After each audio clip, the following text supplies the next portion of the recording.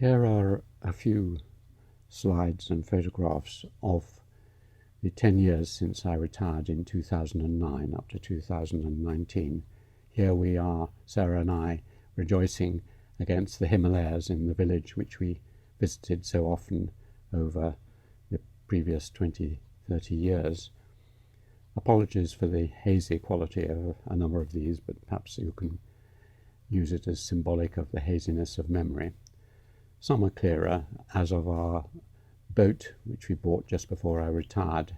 Sarah felt it would be a good idea to have something to relax, and so for 10 years or a little over, we used to go out on Willow down the river Cam Ouse on a sunny day and look at the birds, and maybe end up a few miles down the river at the 5 miles from anywhere pub and sit on the bank, sometimes with our friends. This was one of my young Chinese friends, and have a drink and a meal of a summer evening.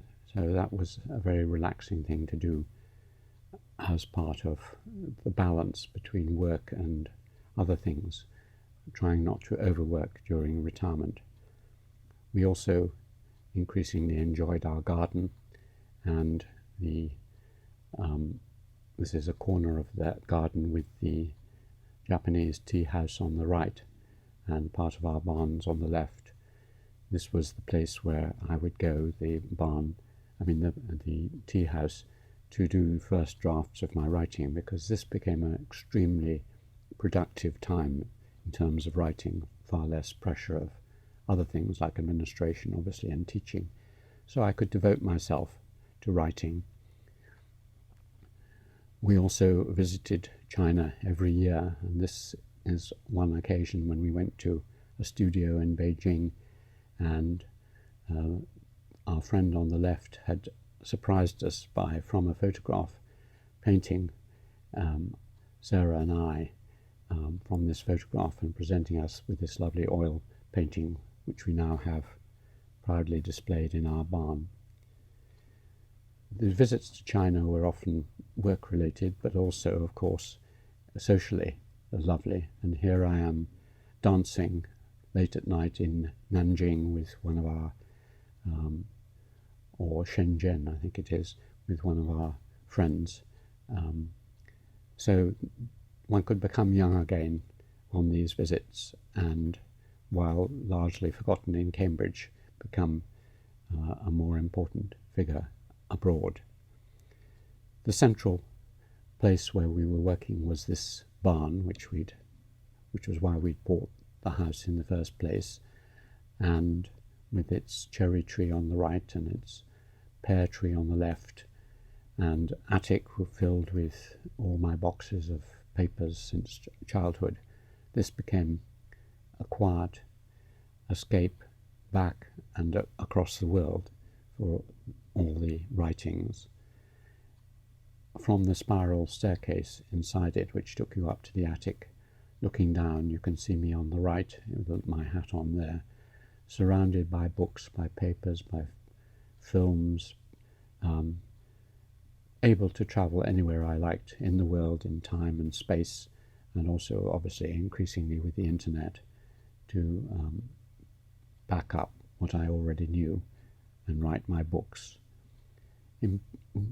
Incredibly important at this time was having the material available, huge amount of material from books and from all our papers, and so we further developed our bamboo search system, which allows you to search free text at the top with structured queries, and so you can more or less find anything.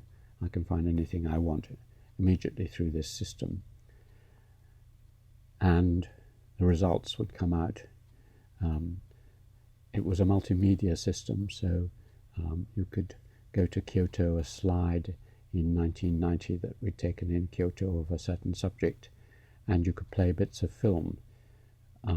I've never come across anything as useful as this, which we developed, Sarah and I and various computer colleagues, over the years. The output and result of the search came out like this, sorted by relevance, and you could then click on any one of these and see what films and so on. So this is all about old people's homes in Japan, and so when I came to write my Japan book and other books, I could use this system. Some of the books I was writing in this period were for young people, for young friends. For example, for our young friend Sam, and this is the little book I wrote, Secrets for Sam, based on the ideas of Sherlock Holmes and Dupin. And I wrote 9 of these little guides. They were collectively known as Letters to Young Chinese on How the World Works. So they were a sequel to my book, Letters to Lily, and they were on all sorts of different subjects which I thought might be interesting. This was called How to Understand Each Other. So it was about 4 civilizations and how they worked, or 5 civilizations, Europe and Islam and so on. Just a brief overview for someone who only had time to read 50 or 60 pages.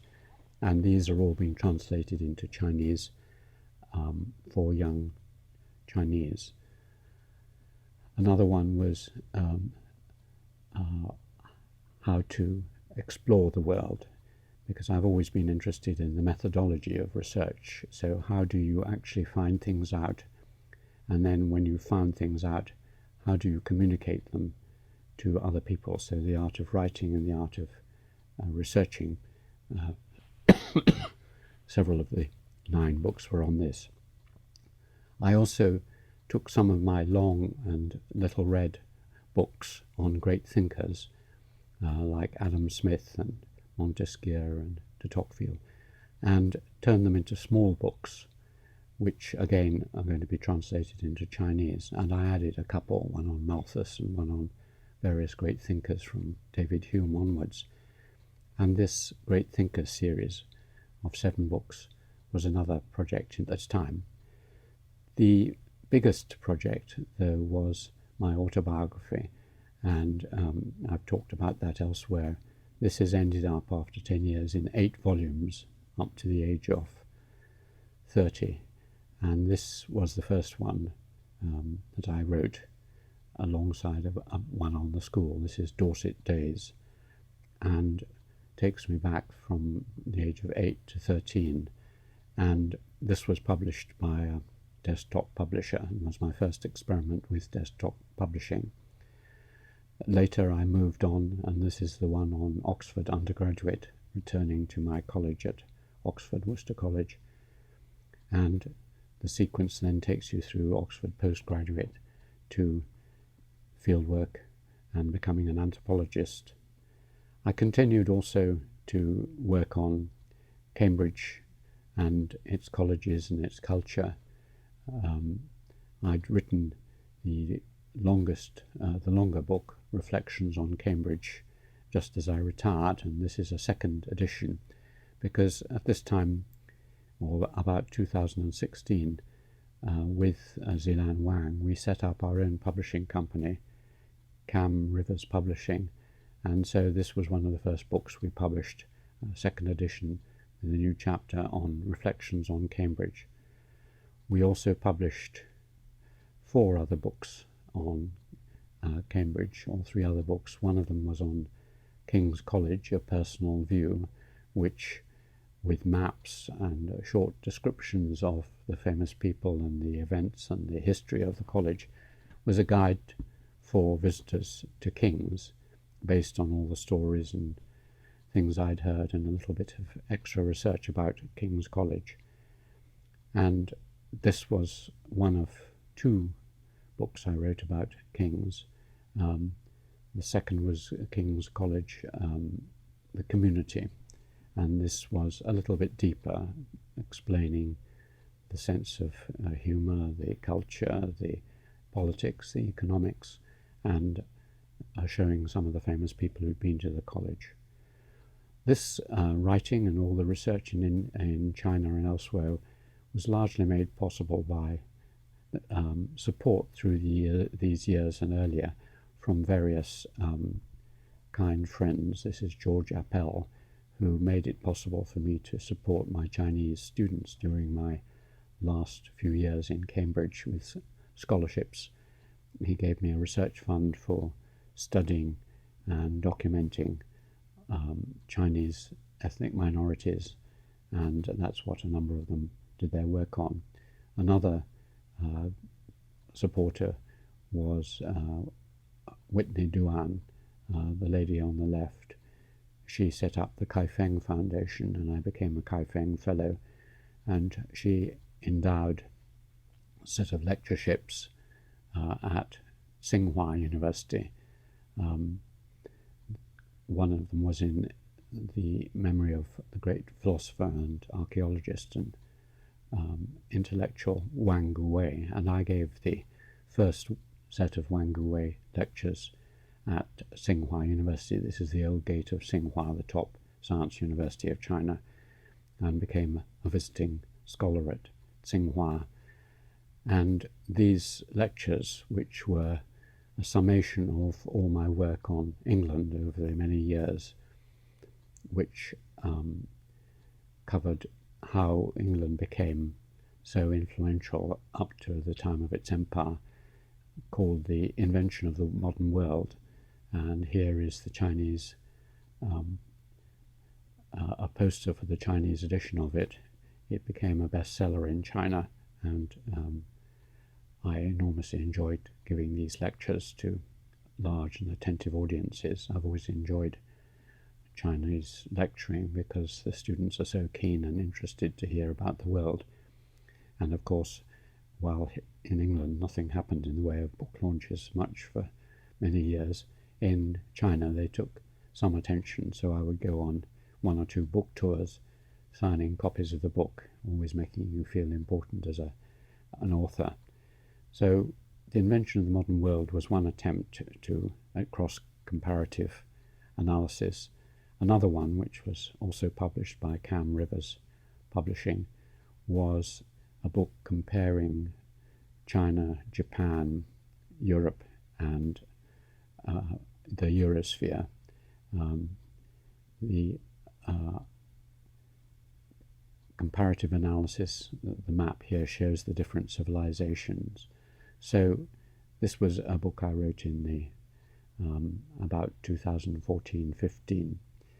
Sarah, meanwhile, was doing a wonderful job on the papers of my ancestors. I'd been left a huge number, and we found many more. So she has so far published 5 volumes. This is my fourth generation grandfather, who left his letter book. He was a master in chancery in Jamaica, and this is a unique set of letters from Herbert Jarrett James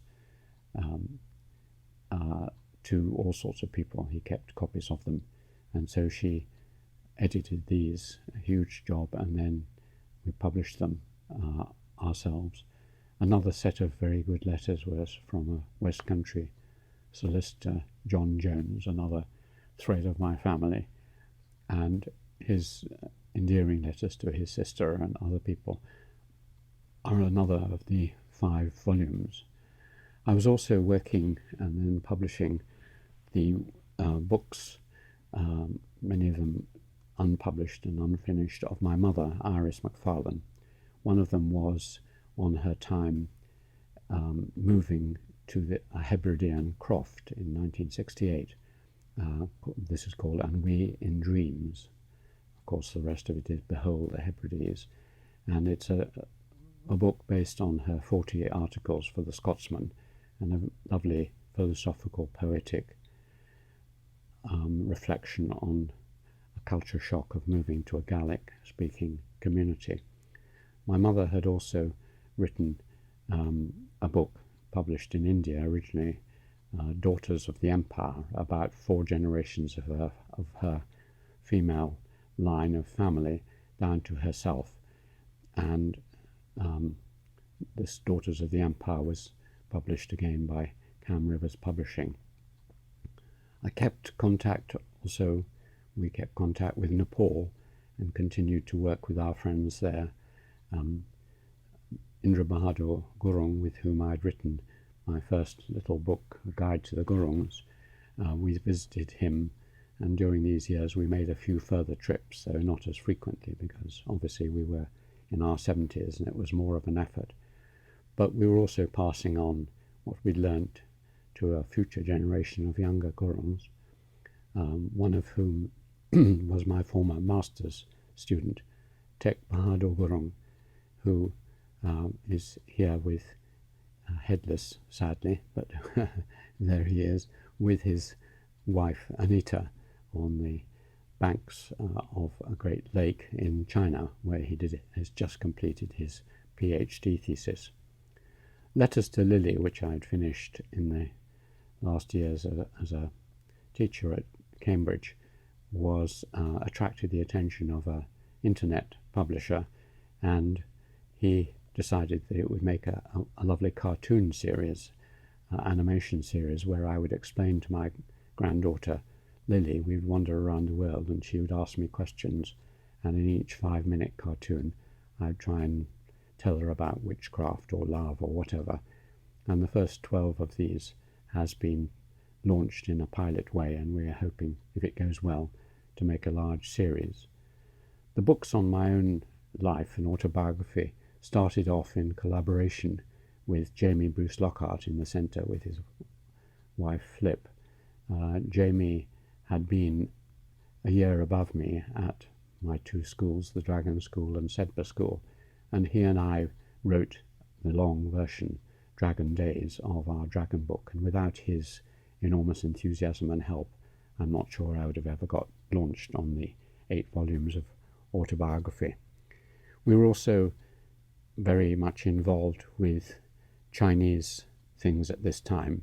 With Zilan Wang on the right here in my room, we're setting up our first exhibition in the King's College Chapel, a 3-month exhibition on the life of the famous poet Zhu Zhimao, who came to King's in 1920 and then went back and wrote famous poetry, and now attracts many visitors to Cambridge.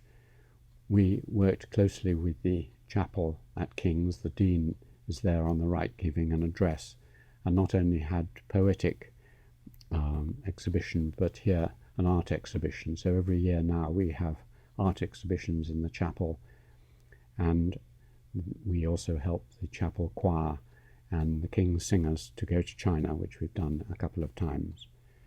We set up links with important Chinese in England, and also links with the Museum of Archaeology and Anthropology, which has some wonderful but largely unknown Chinese collections. And this is our team, with Zilan second from the right with her little son, and James, our office manager, on the right, and Sarah in the middle, and Hong next to Sarah, who runs summer schools in Cambridge with us. So we also put up exhibitions in China. We didn't just do this exhibition work here, and here is an exhibition being put up in a Chinese gallery of art related to poetry and paintings.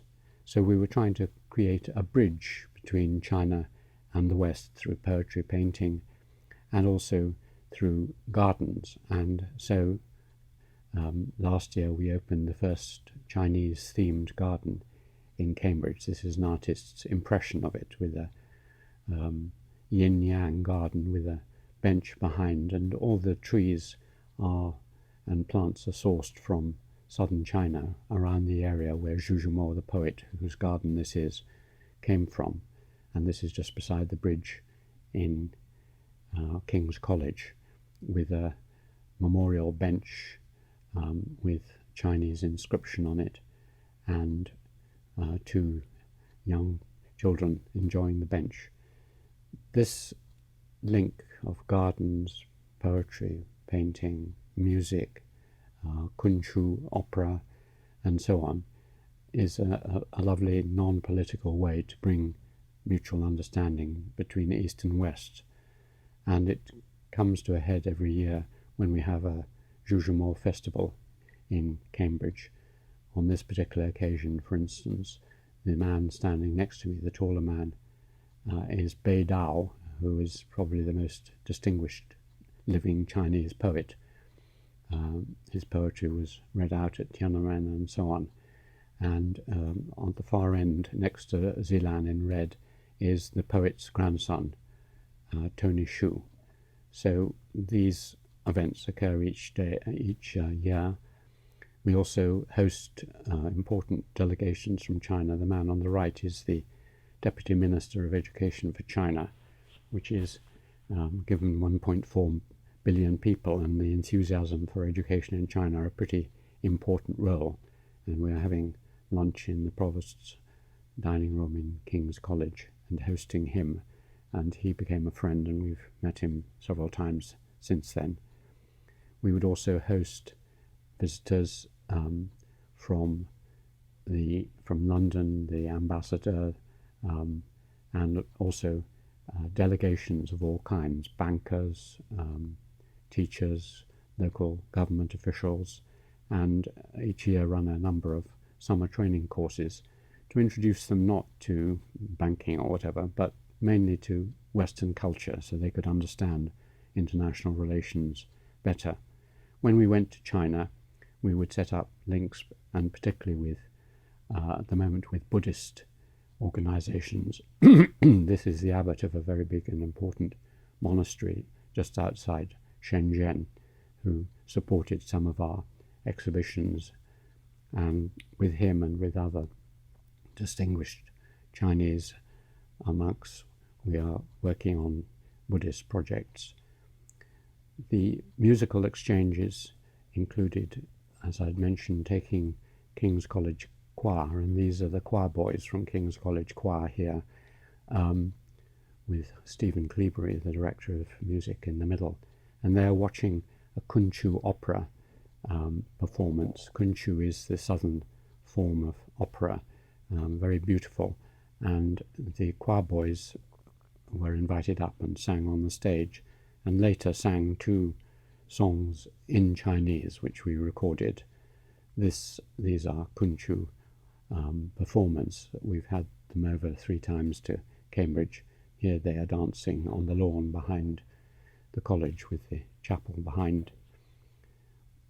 This collaboration was one of a number of projects. Another one, developing my earlier interest in tea in my book With My Mother on Tea, was to visit remote parts of China to look at tea plantations.